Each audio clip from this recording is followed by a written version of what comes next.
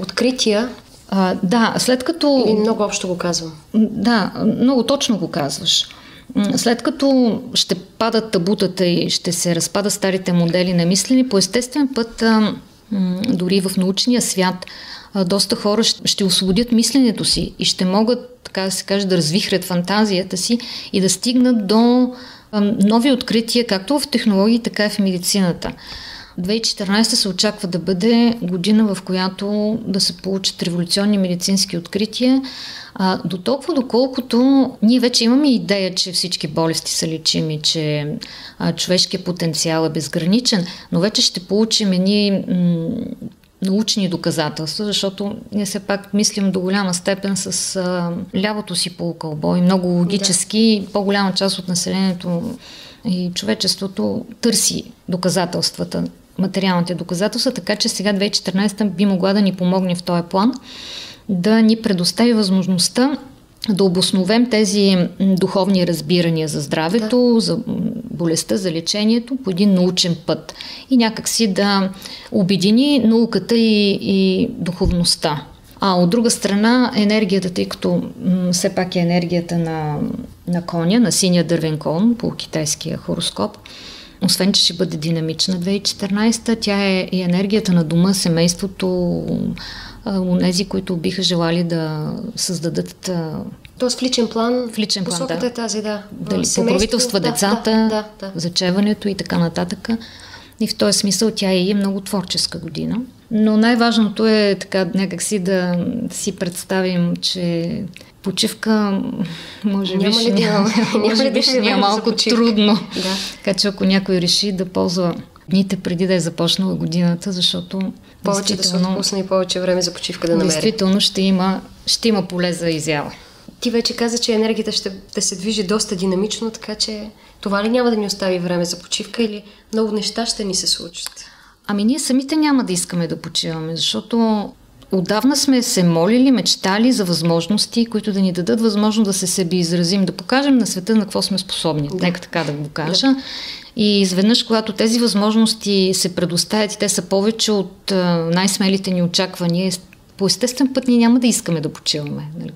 Ще искаме да ги опозотворим. Ще искаме да ги опозотворим. Разбира се, ще има и мигове на за релаксация и самовглъбяване, но някак си динамиката ще преобладава. Паузите ще бъдат много малки.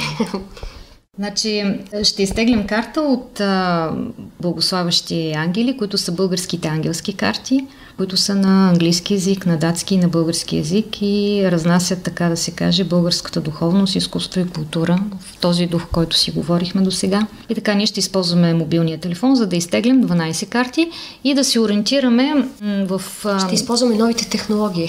Ще използваме новите технологии. Ще има открития, може би, 2014, така ще се възползваме. Ще използваме духовността и културата, изкуствата, за да направим една прогноза в енергиите на 2014, да видим месец по месец на къде ще ни бъде фокуса или какво би могло да бъде развитие. Да. Това е идеята на така нареченото гледане за 2014.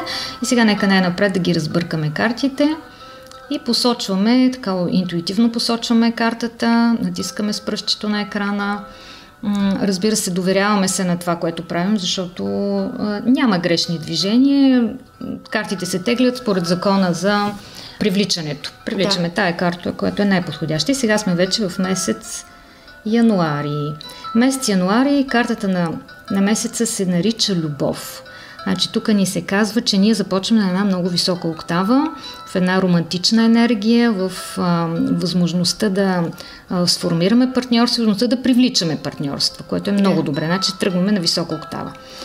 Февруари месец картата се нарича творчество, съзидателност, което означава, че ние отново влизаме в 2014 в началните и месеци с творчески заряд и бихме могли да творим, да създаваме, да посяваме семената на онова, което ще поженем по-късно, дори като начало на една нова работа, която да е в синхрона на нашата житейска мисия, например. Да. Значи добро начало в февруари месец. Нека да видим март сега. Картата се казва чудо. Това е много интересно. Значи, ако ние сме посяли семената и те са били смели, нас ни очаква чудо още март месец. Бързо развитие. Абсолютно. Много бързо развитие. Сега да видим април месец какво ще ни даде. Ето, обръщаме априлската карта и тя е... Каква е тя? Мечти. Значи, тази карта на мечтите ме насочва на мисълта, че творческия процес продължава. Тоест, ние имаме някаква реализация, случваща се март, но имаме и още възможности да сътворяваме през април. Следващия месец картата за май се казва истина, което означава, че през май месец ние ще трябва да се научим да говорим истината така, каквато усещаме. С други думи, да не правим компромиси. Следващия месец, месец юни, да видим коя карта ще се обърне. Вътрешна сила, лична сила. Означава, че ние ще работим с максимално разгръщане на творческия си потенциал и ще бъде месец, в който ще осъзнаем всъщност докъде и какво можем да направим, което ще надхвърли личните ни очаквания, лична сила. Следващия месец юли, да видим. Активно лято вече, юли месец. Активното лято ще доведе, тук вече ни се дава една възможност да отпразнуваме успехите на първата година. Карта се казва празненство. Може би това ще е момент, в който да отбележим постиженията, да отбележим благословиите на изминалия период и да започнем втората половина. Втората половина да видим август месец. Каква ще бъде картата за август? Разговор. Значи тук за втори път ни се пада карта, която ни насочва към общуването и към възможността да изказваме личната си истина и да не правим компромиси с това.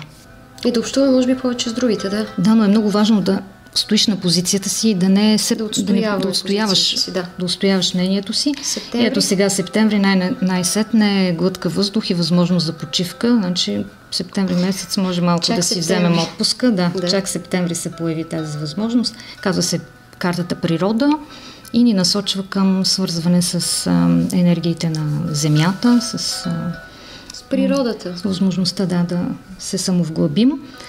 Така, следващата карта октомври се нарича баланс и това на практика означава преразглеждане на нашите взаимоотношения и поставяне на правилната точка на баланса на вземане и даване. Да. От това ще зависи съответно изобилието.